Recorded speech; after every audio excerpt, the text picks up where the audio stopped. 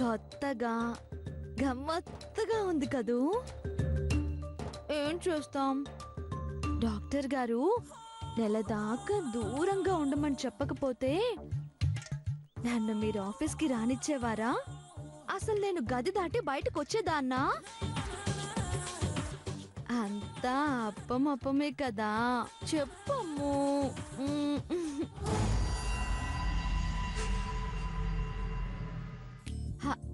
Hello sir, పొద్దున్నే నేను ఇచ్చిన తీయటి చక్కిలం రుచి ఇంకా అలాగే ఉందా?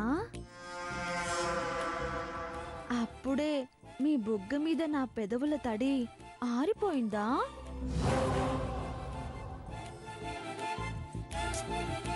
టిఫిన్ అయిపోయింది, లంచ్ టైం దగ్గరకు వచ్చేస్తుంది. డిన్నర్ దాకా ఆకలికి ఆగలేరు కాబట్టి మళ్ళీ ఫ్రెష్గా ఒకటిస్తా.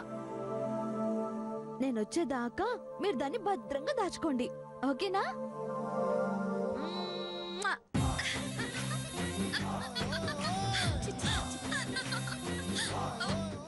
మహాశయ, మహానుభావ, నమస్కారానికి ప్రతి నమస్కారం సంస్కారం. ముద్దుకు ప్రతి ముద్దు కూడా అంతే. ఇచ్చేయండి, నా ముద్దు నాకు ఇచ్చేయండి, నా వాటా నాకు ఇచ్చేయండి. నాకివ్వవే, నేనిస్తా. దాని గోబు గుయ్యమనేట్టు.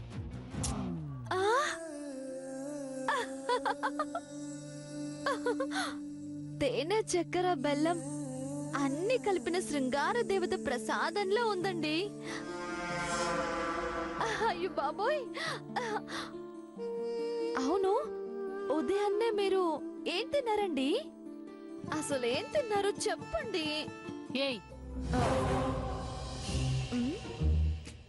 ఏంటండి సీరియల్ మధ్యలో యాడ్స్ లా మధ్యలో మీ అమ్మ గొంతు వినిపించింది? అది మీ అమ్మ గొంతేనా? నా భ్రమ. నువ్వు విన్నది నిజమేనే.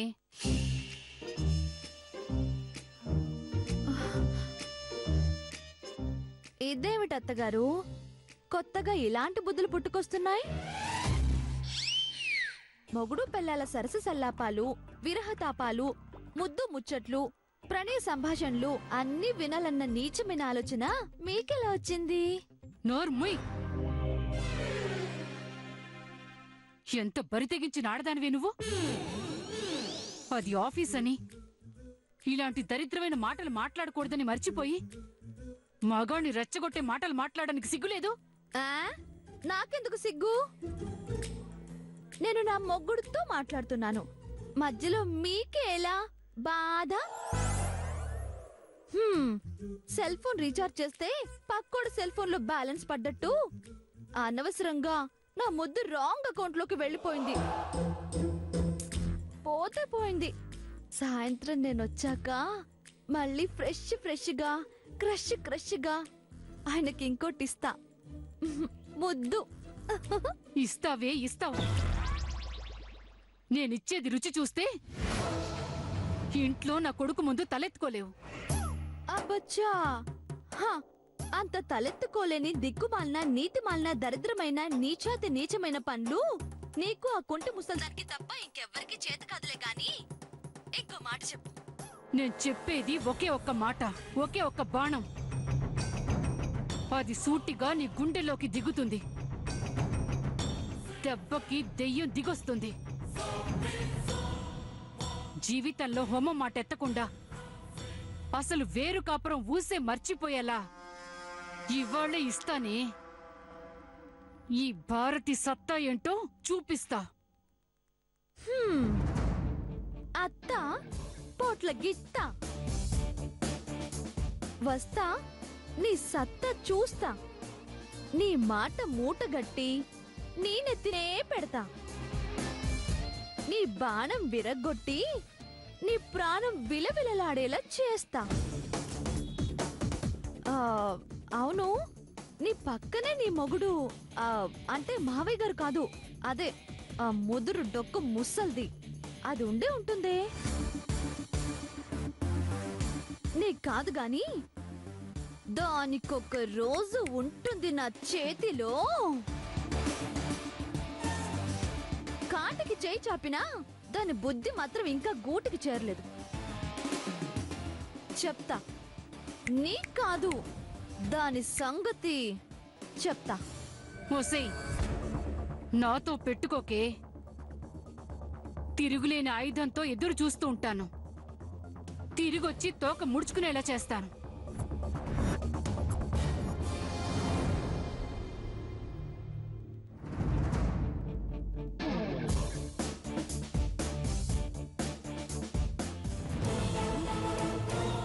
అంత తిరుగులేని ఆయుధం ఏముందే నీ దగ్గర?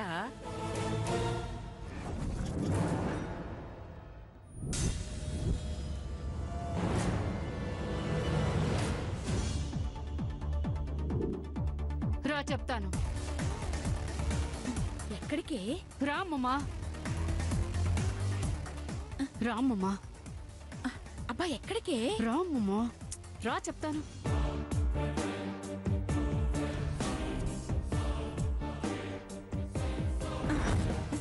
ఎక్కడికే? కూర్చో అమ్మమ్మా. ఏంటే? నువ్వుండు.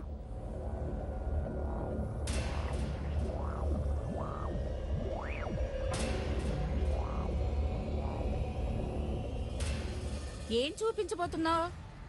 సినిమా చూపించబోతున్నాను. సరిపోయింది. అక్కడికేదో నీ సత్తా చూపిస్తానని చెప్పి నాకు సినిమా చూపించబోతున్నావా? ఏదో సినిమాలో సినిమా చూపిస్తామావా, నీకు సినిమా చూపిస్తామావా అన్నట్టు సినిమా చూపిస్తామమ్మా, సినిమా చూపిస్తామమ్మా అని ఆ పాట చూపిస్తావా ఏంటి? నువ్వు చూడమ్మమ్మా.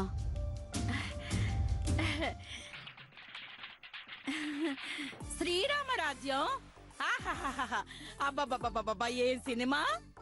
ఈ రోజుల్లో బాక్స్ ఆఫీస్ బద్దలు కొట్టేసే సినిమా. బాలకృష్ణ నటన అమోఘం, అద్భుతం. రాముడంటే ఇలాగే ఉంటాడా అనిపించేలా ఆయన శరీర సౌష్టం, పద్యాలు, పాటలు. ఒకటేంటి, బాపు గారి దర్శకత్వం, నయనతార నటన అమోఘం, అద్భుతం. దేవుళ్ళే మెచ్చింది, మీ ముందుకొచ్చింది సీతారామ కథ వినుడి. ఎంతకీ ఈ సినిమా నాకెందుకు చూపిస్తున్నావే? రావులో సభకి వెళ్దాం. తప్ప ఒప్పో ఆ ధర్మప్రభువే చెప్తారు. నువ్వురా. ఆ రావులోరా ఆయన కోరు తీర్పా. ఏడాది పాటు పరాయుడు కొంపలో తలదాచుకున్న తన పెళ్ళాన్ని తగుదనం మారి ఏలుకుంటున్నాడా లేదా?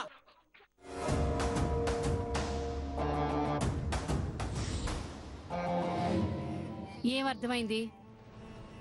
నాకేం అర్థం కాలేదు.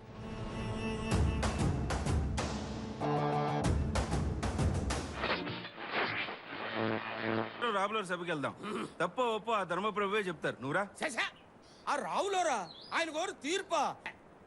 ఏడాది పాటు పరాయుడు కొంపలో తలదాచుకున్న తన పెళ్ళాన్ని తగుదనం మారి ఏలుకుంటున్నాడా లేదా? ఇప్పుడేం అర్థమైంది? చెప్పాను కదా, అది శ్రీరామరాజు సినిమాని అర్థమైంది. ఈ సీన్ చూస్తే ఏం అర్థమైంది అని అడుగుతున్నానమ్మమ్మా. బ్రహ్మానందం మహానటుడని అర్థమైంది. ఆ మాటలు వింటుంటే నీకేమీ అనిపించలేదా? మహానుభావులెవరో అద్భుతంగా మాటలు రాశారు అనిపించింది. నీ కన్ని తెలివితేటలే ఉంటే ఇంకా నా కోడళ్ళిద్దరూ ఇంట్లోనే ఎందుకుంటారు? సీతమ్మోర్లా అడవిలో తిరుగుతూ ఉండేవారు. నువ్వు అర్థమయ్యి కానట్టు చెప్తే నాకెలా తెలుస్తుంది?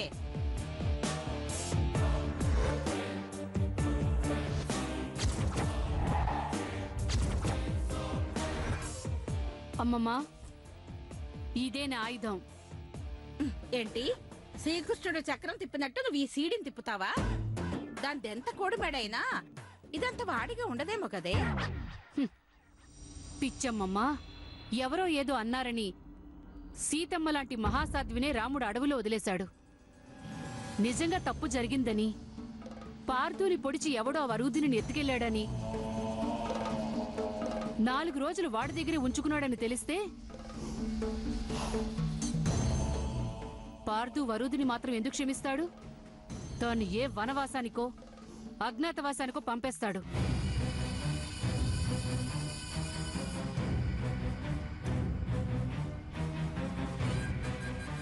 పిల్లి నిరపరాధని ఎలుక బోన్లో నిల్చుని సాక్ష్యం చెప్పినా వాడేమీ చేయలేదని, పవిత్రంగానే వదిలేశాడని మన ఎలక పిల్ల, అదే మన వరూధిని చెప్పినా ఎవ్వరూ నమ్మరమ్మమ్మా.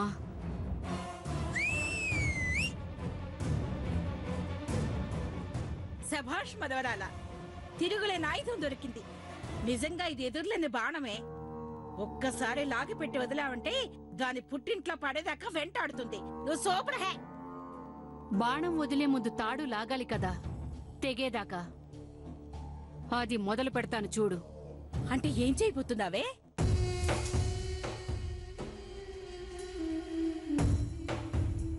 నువ్వే చూడమ్మమ్మా. కాదు కాదు, విను.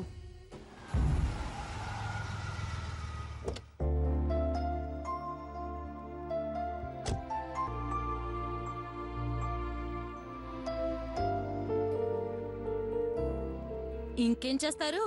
ఇలాంటి పెద్దవాళ్ళ ఇళ్లలో ఏం జరిగినా మూసుకొని తొక్కి పెడతారు. అదే మన లాంటి ఇళ్లలో అయితే ఇలా ఇంటి కోడలు ఎవరైనా ఎత్తుకెళ్తే ఇంట్లోకి రానిస్తారా? హా. ఎత్తుకెళ్ళినాడు 4 రోజులు ఉంచుకొని మరీ పంపించాడంటే వాడుకోకుండానే వదిలేశాడంటావా?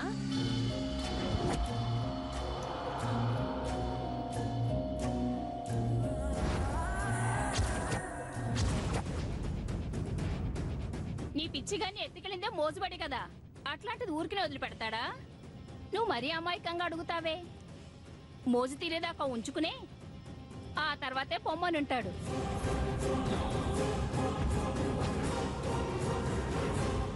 ఇదేం చోద్యమే? అన్నీ తెలిసి కూడా ఆ పిల్లని ఇంట్లోకి రానిచ్చి కొడుకుతో కాపురం చేస్తుంటే చూస్తూ ఊరుకున్నారు. చిచి.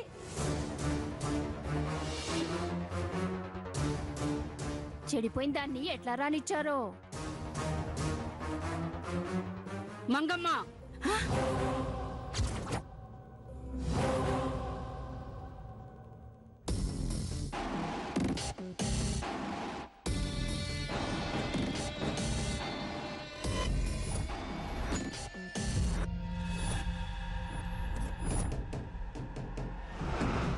ఏం కూసావే?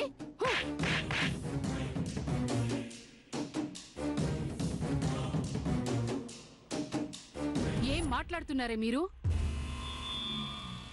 నా కోడలు నిప్పు.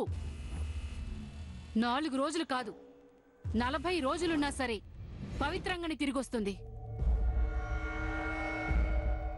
అవసరమైతే వాడి ప్రాణాలు తీస్తుందే తప్ప ప్రాణం పోయినా సరే ఆ దుర్మార్గుడికి లొంగే మనిషి కాదు. అయినా పనివాళ్లుగానే ఉండాలి. ఇంట్లో విషయాల్లో తల దూరిస్తే తల తీసేస్తాను.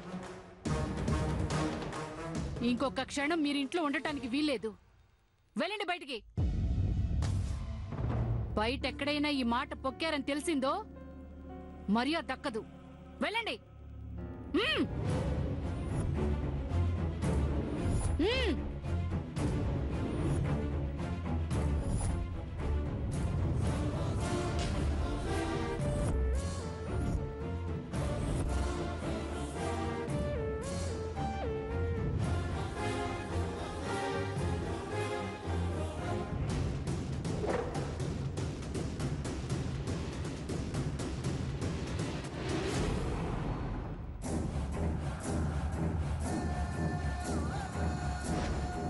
బాధపడుకు వరువుదిని. అలగా జనం ఏదో వాగుతూ ఉంటారు. నువ్వేంటనేది మా అందరికీ తెలుసు. నువ్వేం పట్టించుకోకమ్మా.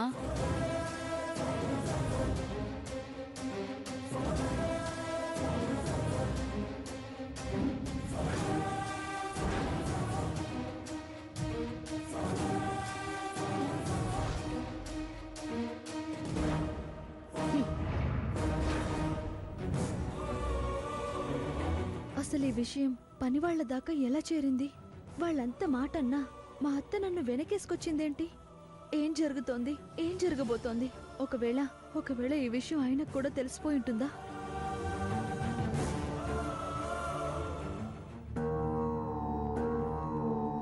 ఇది నీకు.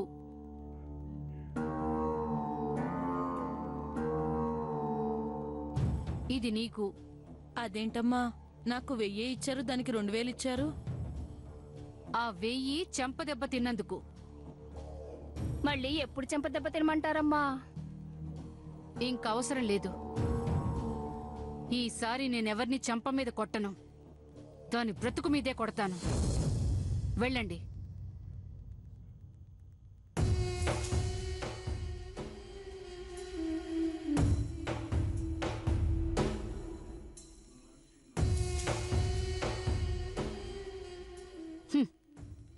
వరూధిని, ఇప్పుడు నీ జుట్టు నీ గుట్టు నా చేతిలో ఉన్నాయే.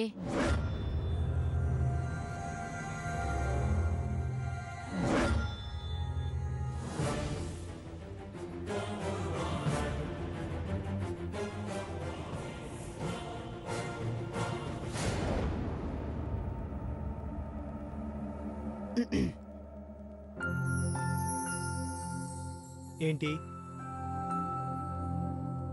ఆ ముద్దుకృష్ణ ఎంటర్ప్రైజెస్ వాళ్ళకి కొటేషన్ పంపించావా? అమ్మయ్యా, ఆయనకి ఇంకా విషయం తెలిసినట్లేదు. ఎవరేమనుకున్నా నేనేంటో ఆయనకు తెలిసినప్పుడు ఎవరికీ భయపడాల్సిన అవసరం నాకేంటి? పంపించానండి.